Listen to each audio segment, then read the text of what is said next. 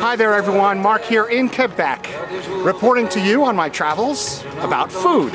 But before we get to food, as you can see, I'm on an ice rink right in the center of the city, right outside of the Porte Saint-Jean, which is one of the entries into the old city.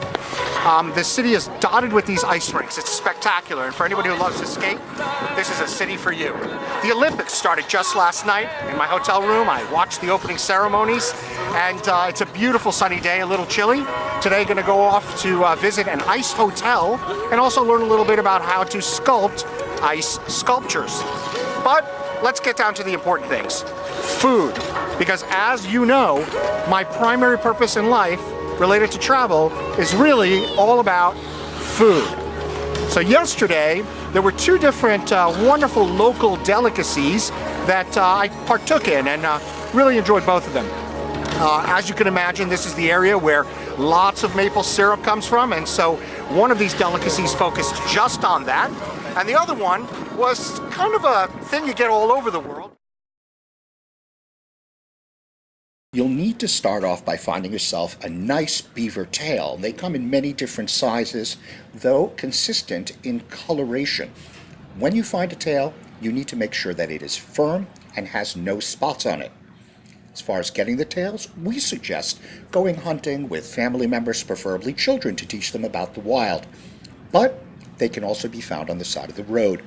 We warn you, however, there is a beaver tail resistance that has sprouted up in eastern Canada. We have heard reports that these beavers are moving south into the northeastern United States, so beware. Now, it looks like a pastry. However, this fried dough looking item is actually real beaver tail. It can be topped with apple compote. You can see there's sprinkled sugar on the side. It can be topped with chocolate, with bananas, with lemon and butter.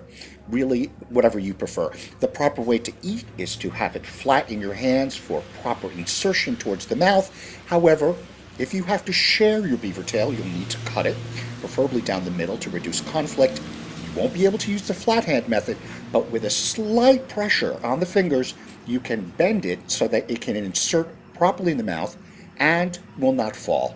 I wasn't able really to get into the back room to film them making the beignets, the beaver tails. If you'd like to get some good recipes on how to make this kind of dough, it's actually very simple. Just go ahead and come back to the Culinary Compass, and below this video you'll find some links to some good recipes.